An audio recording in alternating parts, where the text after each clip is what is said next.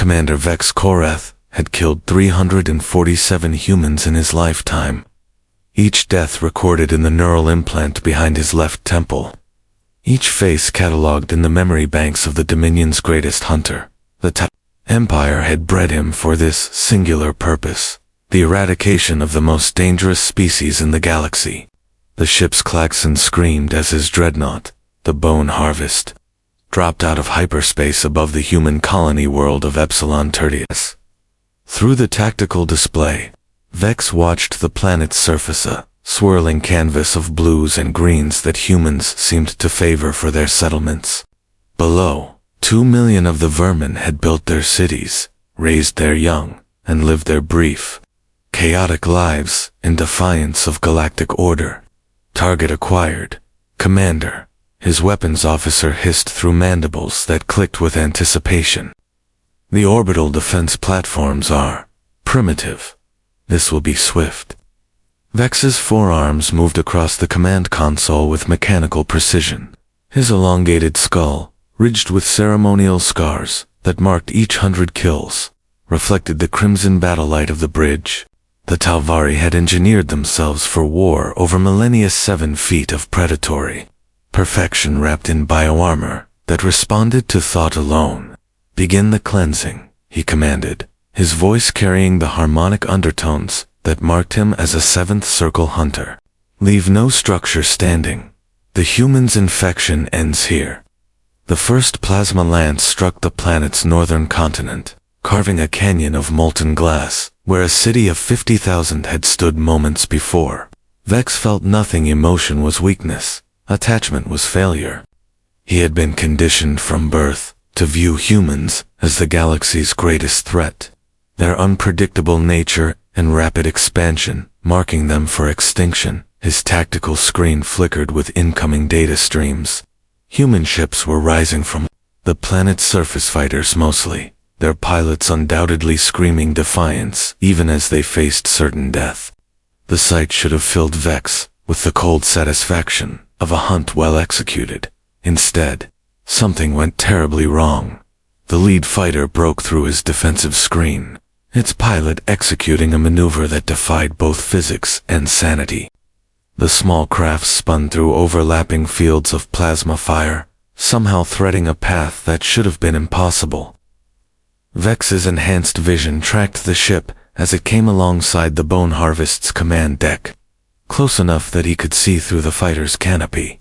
The pilot looked up at him through the transparent aluminum, and she smiled. It wasn't the rictus of fear he'd seen on countless human faces before their deaths. It wasn't the snarl of hatred that usually preceded their final, futile attacks. This was something else, entirely an expression of pure, incandescent joy, as if she'd found something wonderful in the heart of certain destruction. Her eyes, bright with an emotion Vex couldn't name, seemed to look directly at him through the layers of armor and hull plating. The moment lasted perhaps 3 seconds. Then her fighter accelerated past his ship, racing toward the planet's surface, where the remaining human forces were making their hopeless stand. Vex stood motionless at his command station, his forearms frozen above the controls. In 3 centuries of warfare, no human had ever looked at him with anything but terror or rage. None had ever smiled in the face of annihilation, as if death itself were merely another adventure to embrace. His weapons officer's voice seemed to come from very far away. Commander, your orders. The plasma lances continued their work below, turning cities to slag and forests to ash. But Vex Korath, the Dominion's most perfect killer, found himself staring at the now empty space where a human smile had shattered every certainty he'd ever known. The fighter craft, designated Delta 7, spiraled through the atmosphere, trailing fire and debris. Its pilot somehow still alive, despite taking a direct hit from a Talvari interceptor. Vex watched its descent through the tactical display, his primary consciousness linked to every sensor on the Bone Harvest. The logical action would be to ignore one crippled human fighter and continue the systematic destruction of the colony. Instead, he found himself tracking the craft's trajectory, calculating impact vectors and survival probabilities, with a precision that disturbed him. The fighter was heading toward the planet's primary settlement, a sprawling metropolis that his forces had designated for total elimination in 17 minutes. "Redirect hunting pack Theta," Vex heard himself command. "Intercept the damaged fighter before it reaches the surface." His weapons officer's mandibles clicked in confusion. "Commander, that craft poses no tactical threat. Perhaps you wish to. It might contain intelligence data," Vex said, the lie emerging with practiced ease. 300 years of warfare had taught him to trust no one with his true thoughts, not even his own crew. The pilot may prove useful for interrogation. The officer's acceptance satisfied Vex's immediate need for justification, but beneath his bioarmor, something writhed uncomfortably in his chest cavity. He'd never deviated from a cleansing protocol before. The Talvari conditioning was absolute human. Worlds were to be sterilized completely, with no survivors and no exceptions. Yet as he watched his fighters converge on the falling craft, Vex found himself hoping they would reach it in time. The human pilot call, sign Riot, according to the intercepted communications, managed to crash land her fighter in a relatively intact section of the city. Vex's forces secured the area within minutes, finding her alive but unconscious amid the wreckage. When they brought her aboard the Bone Harvest, sealed within a containment field and flanked by 6 armed guards, Vex felt an unfamiliar sensation in his neural pathways. He was nervous. The interrogation chamber was a sterile cube of white metal, designed to break the will of even the most hardened prisoners. Vex entered alone, having dismissed his guards with another hastily constructed excuse about enhanced security protocols. The human female Riot sat in the center of the room, her flight suit torn and bloodied, but her posture defiant. She looked up as he approached, and once again, impossibly, she smiled. "You're the big one," she said, her voice carrying that peculiar human accent from the outer colonies. "The one they call the Bone Hunter. You're larger than I expected." Vex's vocal cords produced a sound he'd never made before, something between a hiss and a question. "You know who I am. Everyone knows who you are, Commander Korith. 347 confirmed kills, right? Though I imagine the actual number is higher." She shifted in her restraints, somehow making the motion look casual, despite being bound by energy fields strong enough to contain a rampaging Terran grizzly. "I'm curious, do you remember all their faces?" The question struck him like a physical blow. In his enhanced memory banks, stored with perfect clarity, were indeed the faces of every human he'd killed. Men, women, young adults, barely out of their academies, death, recorded with clinical precision. But until this moment, he'd never considered whether he remembered them or simply archived them. "Why did you smile?" The words escaped him without conscious thought, carrying harmonics he didn't recognize. Riot tilted her head, studying him with an intensity that made him uncomfortable. "When, during the battle, when you looked at me through your fighter's canopy, you smiled as if..." Vex struggled for words in a language that had no concepts for what he was trying to express. "As if you were pleased to see me." Her expression grew thoughtful, almost gentle. "Maybe I was. Do you know what the difference is between a Talvari and a human, Commander?" Vex recited the military briefing data without thinking. Humans are chaotic, unpredictable, and driven by irrational, emotional responses. They reproduce rapidly and consume resources without consideration for galactic stability. "They know," Riot interrupted softly. "The difference is that we choose hope, even when hope is impossible, especially then." She leaned forward as far as her restraints allowed. "I smiled because I saw something in your eyes that your own people probably trained you to ignore. I saw doubt, and doubt, Commander, is the first step toward freedom." The words hung in the sterile air between them like a challenge. Vex felt his conditioning screaming warnings, his genetic programming demanding that he eliminate this human immediately. But beneath the clamor of his martial instincts, something else was awakening, a quiet voice, asking questions he'd never been permitted to consider. Outside the interrogation chamber, his crew continued the methodical destruction of the planet below. Soon there would be nothing left but cooling stone and scattered atoms. Yet, in this small white room, facing a human's impossible smile, Vex Korath began to suspect that perhaps the most dangerous thing in the galaxy wasn't humanity at all. Perhaps it was the possibility that everything he'd been taught was wrong. The planet's death throes painted the interrogation chamber in shifting crimson light.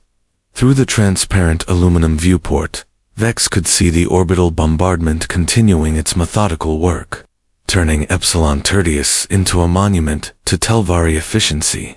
Each flash represented thousands of human lives, snuffed out in milliseconds, a process he'd overseen 47 times before, without a moment's hesitation. Now, watching the light play across Riot's face, he found each explosion felt like a personal violation. "Tell me about them," she said quietly, her eyes never leaving his. The energy restraints hummed around her, but she seemed to have forgotten they existed. "The faces you remember. What do you see when you close your eyes?" Vex's forearms trembled almost imperceptibly. No one had ever asked him such a question. In Telvari society, past kills were trophies to be catalogued and displayed, not memories to be examined or questioned. "I see, efficiency. The successful completion of military objectives. That's not what I asked." Riot's voice carried no accusation, only gentle persistence. "I asked what you see, not what you were trained to report."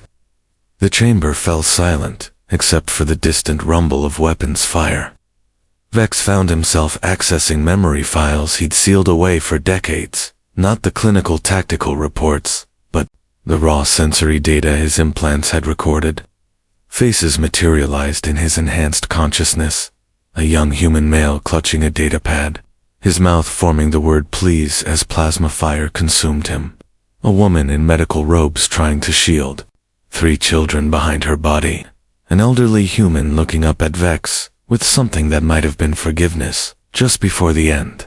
"They die bravely," he said finally, the words feeling foreign in his throat. "Even when they know death is certain, they persist. They protect others. They maintain hope." He paused, struggling with concepts his language barely contained. "I have never understood why." Riot nodded, as if he'd answered correctly. "Because that's what makes us human. Not our bodies, or our technology, or our conquests. It's our refusal to let impossible odds define our choices." She gestured toward the viewport, where another section of her world was being reduced to molten glass. "Right now, down there, people are dying to buy their neighbors 3 more minutes of life. They know they can't win, but they're fighting. Anyway, because someone has to. Because that's who we are."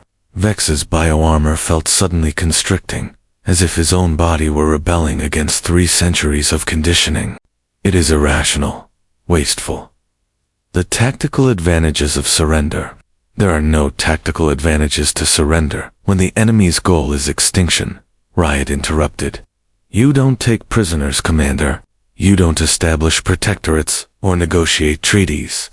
You erase entire worlds because someone decided humans are too dangerous to exist." Her voice remained calm, almost conversational. "So tell me, your 300 kills, how many of us were actually dangerous when you found them?" The question hit him like a neural disruptor. Vex accessed his memory banks with clinical precision, reviewing each encounter, each death. The vast majority of his kills had been civilians, scientists, artists, children, medical personnel. Combat deaths numbered fewer than 30 in 3 centuries of warfare. "They were all dangerous," he said, but the words felt hollow even as he spoke them. Human genetic code carries the capacity for what? Love? Creativity?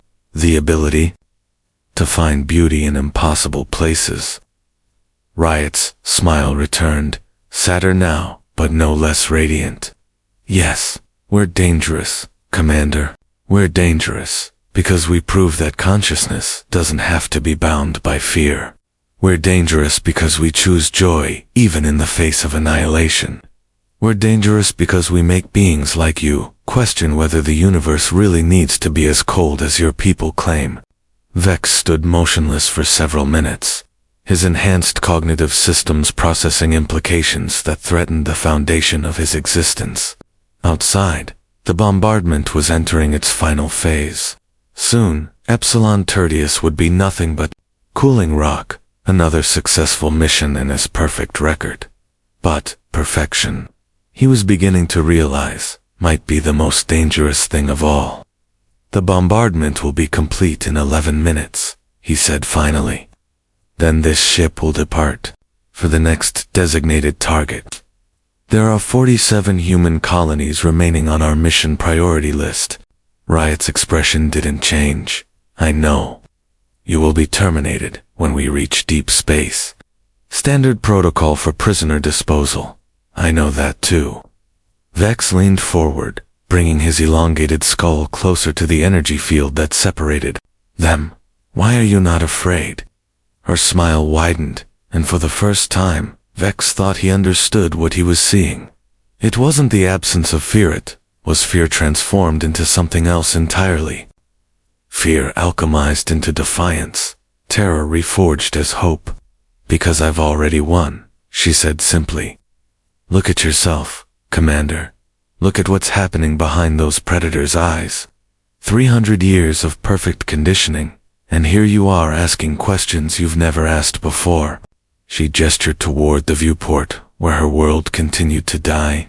My people are gone, my world is ending, but something in you is being born, and that something is going to change everything. In the growing darkness of space, lit only by the funeral pyre of Epsilon Tertius, Vex Koreth felt the first crack appear in the armor of his certainty. It was a hairline fracture, almost invisible, but it ran deeper than bone, deeper than genetic programming, deeper than 3 centuries of perfect obedience. It ran all the way down to the place where, despite everything the Talvari had done to him, something remained that could still choose. The bone harvest hung in deep space like a metal cathedral, dedicated to death, its hull cooling from the heat of atmospheric flight. Around it, the scattered debris of Epsilon Tertius caught starlight fragments of cities, pieces of dreams, the molecular remains of 2 million stories that would never reach their conclusions. Vex stood alone in his private quarters, a space designed for meditation and the ritual cleansing that followed each successful hunt. The walls were lined with holographic displays showing his kill. Confirmations, 347 faces arranged in perfect geometric patterns, each tagged with tactical data and termination timestamps. For 3 centuries, this room had been his sanctuary, a place to celebrate the purity of his purpose. Tonight, the faces seemed to be watching him back. His neural implant chimed softly, indicating an incoming priority transmission from the Talvari High Command. The holographic image of Supreme Hunter Nexvarath materialized in the room's center, 8 feet of bioengineered perfection draped in the crimson robes of ultimate authority. Commander Koroth, the Supreme Hunter's harmonics carried overtones of satisfaction. The cleansing of Epsilon Tertius proceeds according to schedule. My sensors indicate 0 survivors and complete sterilization. Exceptional work. Vex performed the ritual gesture of acknowledgement, his forearms moving through the prescribed pattern, while his mind raced elsewhere. The human resistance was minimal. Supreme Hunter. Their defensive capabilities proved insufficient, as expected. These vermin reproduce quickly but lack the warrior spirit of true predators. Nexvarath's image leaned forward slightly. Your next target awaits. The Kepler Collective. 17 systems with a combined human population of 43 million. The Fleet Masters calculate a 3-week sterilization campaign. 43 million faces. 43 million potential smiles that would never have the chance to break anyone else's conditioning. The number sat in Vex's consciousness like a toxic weight. I require additional intelligence on their defensive capabilities, Vex heard himself say. The humans have demonstrated tactical innovation in recent engagements. A brief delay would ensure optimal mission success. The Supreme Hunter's mandibles clicked in what might have been amusement. Caution from the Bone Hunter. How refreshingly thorough. Very well, you have 72 hours to complete your analysis. Do not disappoint me, Korath. The great cleansing cannot be delayed by excessive perfectionism. The transmission ended, leaving Vex alone with his thoughts and the weight of borrowed time. 72 hours to decide whether he would continue being the galaxy's most efficient killer, or become something else entirely. He made his way through the ship's corridors, toward the detention level, each step feeling like a choice between familiar darkness and unknown light.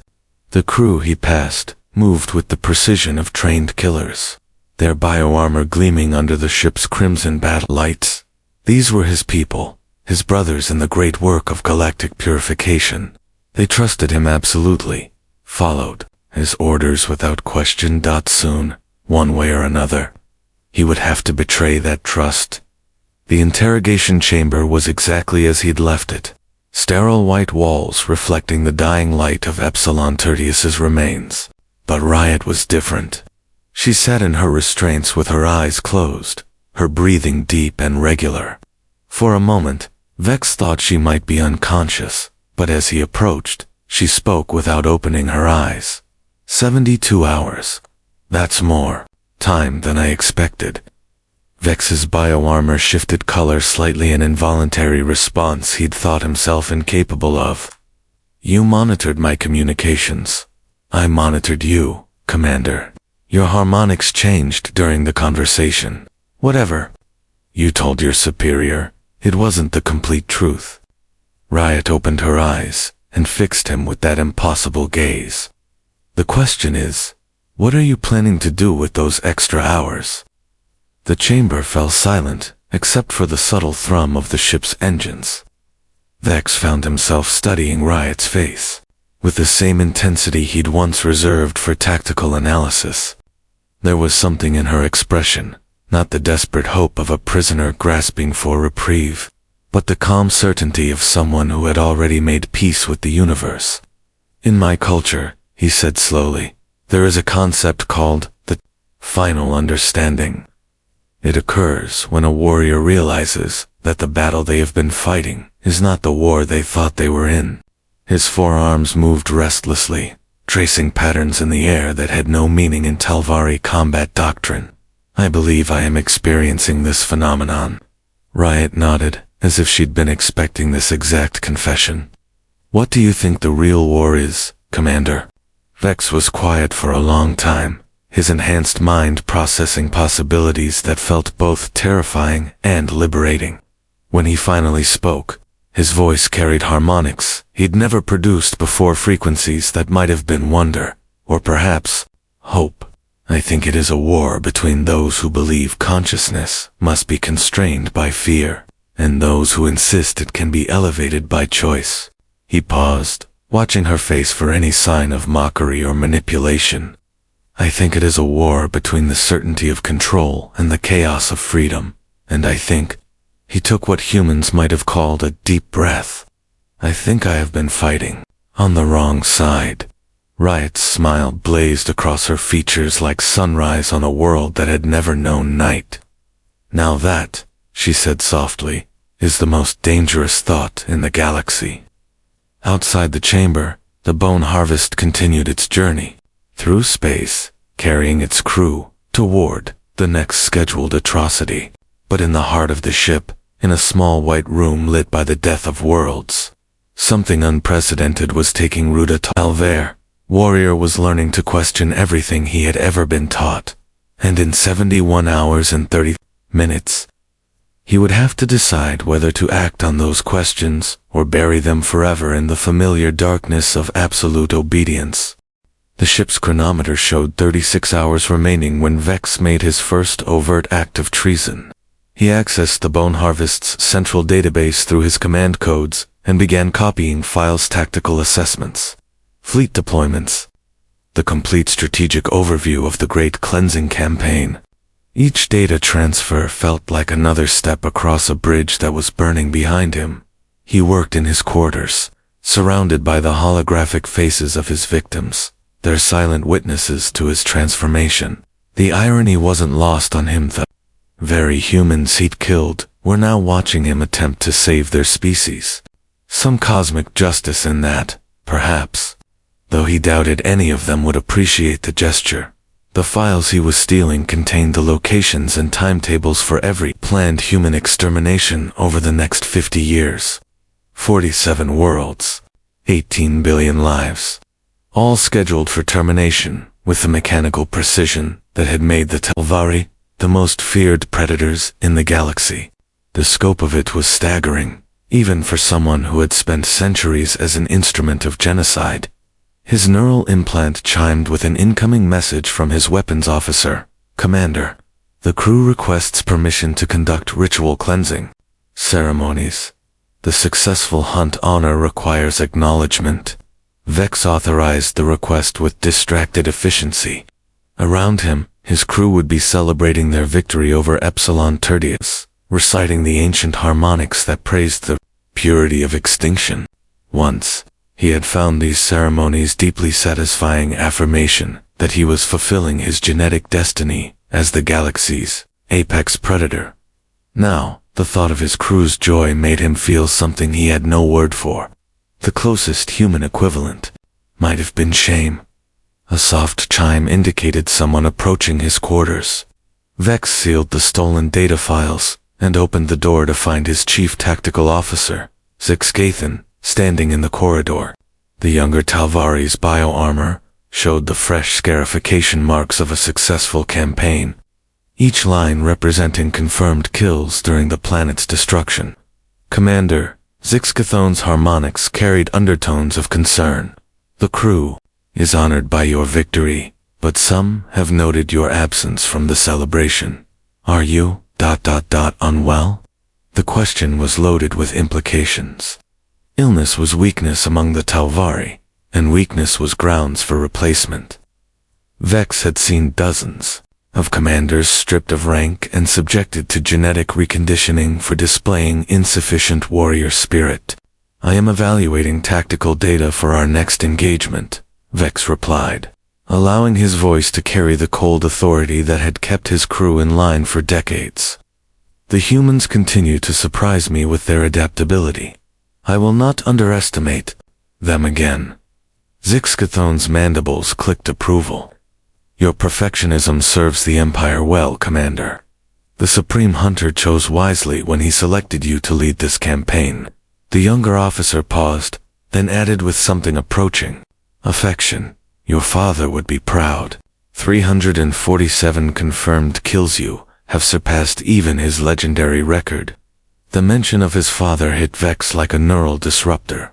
Supreme Hunter Kexkaroth had been the template from which Vex was bioengineered, his genetics code refined and enhanced to create the perfect human killer.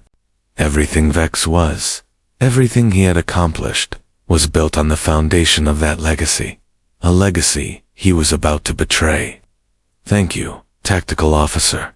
Your words honor my bloodline. The lie came easily, but it tasted like poison in his throat. Return to the celebrations. I will join when my analysis is complete. Zixgathon withdrew with a ritual bow, leaving Vex alone with the weight of his impending betrayal. He returned to his data theft, each file copied adding to the burden of choice that was reshaping his existence. By the time he finished, he had assembled enough intelligence to potentially save every human world on the Talvari target list. The question was how to deliver it. He made his way back to the detention level, the stolen data compressed into a quantum storage matrix small enough to conceal in his bioarmor. The ship around him hummed with the satisfaction of a successful hunt, his crew going about their duties with the confident precision of beings who had never doubted their purpose. Riot was waiting for him, her posture suggesting she had been expecting his arrival. 35 hours, 57 minutes, she said without looking up. time enough for second thoughts, or third ones. How many are you up to now, Commander? I have obtained strategic intelligence that could save your species, Vex said, without preamble. Fleet positions, timetables, target priorities, everything your people would need to mount an effective defense. He paused, studying her face. The question is whether you can be trusted with such information. Riot's laugh was soft, but genuine. You're asking a human prisoner whether she can be trusted with the means to save her own species. Commander, I think your conditioning might be more damaged than either of us realized. I am serious. This information represents the betrayal of everything I have ever been. If I give it to you, there will be no possibility of return to my former existence. I will become a traitor to my people, my genetic programming, my very identity. Vex leaned forward, bringing his face closer to the energy field. So I must know, what will you do with this power? Riot met his gaze steadily, her expression growing solemn. I'll use it to save every human life I can, and then I'll try to find a way to save yours as well. The simple honesty of her response struck him like a physical blow. He had expected bargaining, manipulation, perhaps even threats. Instead, she offered something he had never imagined possible, the promise that his betrayal might lead not just to salvation for humanity, but to redemption for himself. My life is forfeit the moment I commit this act, he said quietly. The Talvari do not forgive treason, neither do humans, Riot replied. But we do believe in second chances. And sometimes, Commander, the most important war isn't the one you fight against your enemies, it's the one you fight against who you used to be. Vex reached into his bioarmor and withdrew the quantum storage matrix. The device was smaller than his thumb, but it contained the fate of billions. As he held it up to the light, he could see his own reflection distorted in its crystalline surface, the face of a killer about to become something else entirely. If I do this, he said, there will be consequences beyond my own destruction. The Talvari will adapt their strategies, perhaps accelerate their timeline. More of my people will die in the conflict that follows. Yes, Riot said simply. That's what war means. Everyone loses something. The only question is whether what you save is worth what you sacrifice. 35 hours and 43 minutes until his rendezvous with the Keeper Collective. 35 hours to decide whether he would remain the galaxy's most perfect killer, or become its most imperfect hope. As he stared at the quantum matrix, containing humanity's salvation, Vex Korath realized that for the first time in 3 centuries, the choice was entirely his own. 27 hours remained when Vex made his final decision. He stood in the ship's observation deck, watching the stars wheel past in their ancient patterns, each point of light representing countless worlds where the great dance of existence continued without regard for Talvari plans or human dreams. Out there, in the infinite darkness, other species were being born, evolving, discovering fire or mathematics or love for the first time. None of them knew that their galaxy was being systematically purged of the one race that had asked the dangerous question, what if consciousness could choose its own path? The quantum storage device felt heavier than it should in his bioarmor's concealed compartment. Such a small thing to carry the weight of 18 billion lives. But perhaps that was fitting. Revolutions often began with single moments of choice, individual decisions that rippled outward to reshape the universe. His reflection in the viewport showed a being caught between 2 existences. The elongated skull and bioarmor marked him as Talvari, a predator bred for perfection.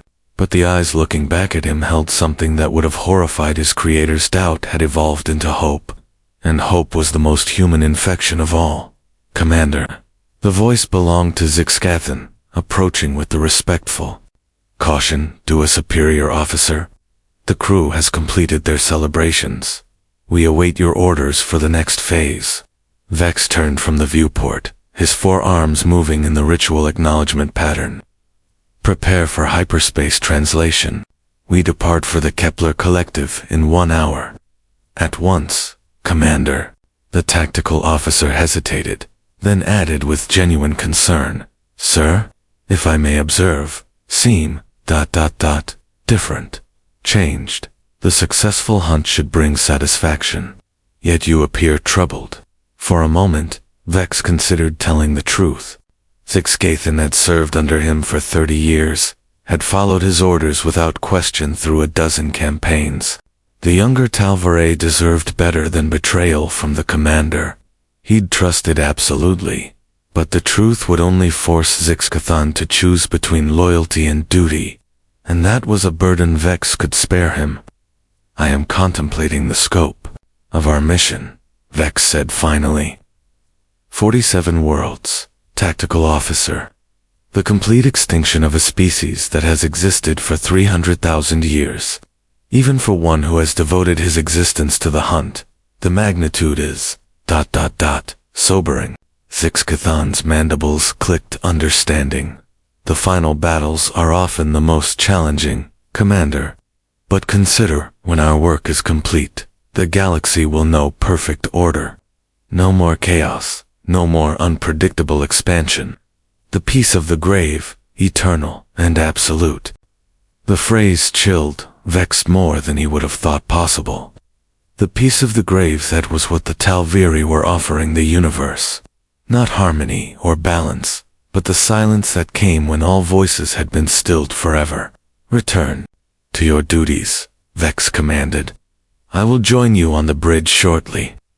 Alone again, he made his way through the ship's corridors one final time as its commander. The crew moved with quiet efficiency around him, preparing for the jump to hyperspace, and their next act of cosmic murder. They trusted him completely, believed in him without reservation. Within hours, that trust would be shattered beyond repair. The detention level was quiet, lit only by the soft glow of energy fields and monitoring systems. Riot sat in her restraints exactly as he'd left her, but her eyes tracked his approach, with an awareness that suggested she'd been waiting. 11 minutes until hyperspace translation, she said without preamble. After that, your window of opportunity closes. The decision point approaches. Commander. Vex moved closer to the energy field, close enough to see the fine details of her human features, the small scar above her left eyebrow, the laugh lines around her eyes, the determined set of her jaw that spoke of a will that had never learned to bend. In 3 centuries of killing, he had never taken the time to truly see his victims. They had been targets, obstacles, genetic problems requiring solution. Riot was something else entirely. She was proof that consciousness could be more than the sum of its programming. I have something that belongs to you, he said, producing the quantum storage matrix. The device's crystalline surface caught the chamber's light, fracturing it into rainbow patterns that played across the walls. Strategic intelligence sufficient to save every human world on our target list. Fleet positions, timetables, operational doctrine, everything your species needs to survive. Riot's eyes widened slightly, but her voice remained steady. What do you want in return? Nothing, Vex said, and realized he meant it. I want nothing except the knowledge that consciousness will continue to choose its own path. That somewhere in this galaxy, beings will ask dangerous questions and smile in the face of impossible odds. He reached through the energy field, violation of every safety protocol he'd ever learned. Dan placed the quantum matrix in her palm. The field shimmered around his bioarmor, but didn't activate. Apparently, the universe had decided to allow this one transgression. The device contains hyperspace transmission capabilities, he continued. Once activated, it will broadcast the intelligence to every human world simultaneously. Your people will have the warning they need. Riot closed her fingers around the device, her touch surprisingly warm against his armored hand. And you? What happens to the Tal'Vare's perfect hunter? Vex felt something that might have been peace settling in his chest. I become what I was always meant to be. Not a killer, but a choice. Not a weapon, but a question. He paused, studying her face one final time. I become free. The ship's intercom crackled to life. All hands, prepare for hyperspace translation. Jump commencing in 60 seconds. Vex stepped back from the energy field, his forearms moving through a gesture that had no equivalent in Talvari military protocols, something that might have been a salute, or perhaps a goodbye. Activate the device after we translate, he instructed. The hyperspace field will mask the transmission initially, giving your people time to prepare before the Talvari realize what has happened. Commander, Riot said softly, what you're doing it changes everything, not just for humans, but for the entire galaxy. You're proving that even the most perfect conditioning can be overcome by choice. The countdown reached 10 seconds. Around them, the ship's systems prepared for the jump to hyperspace, the next step in humanity's scheduled extinction. Tell me something, Vex said, as the translation field began to build. When you smiled at me during the battle, when you looked through that fighter's canopy and smiled as if you'd found something wonderful, what did you see? Riot's expression grew radiant with memory.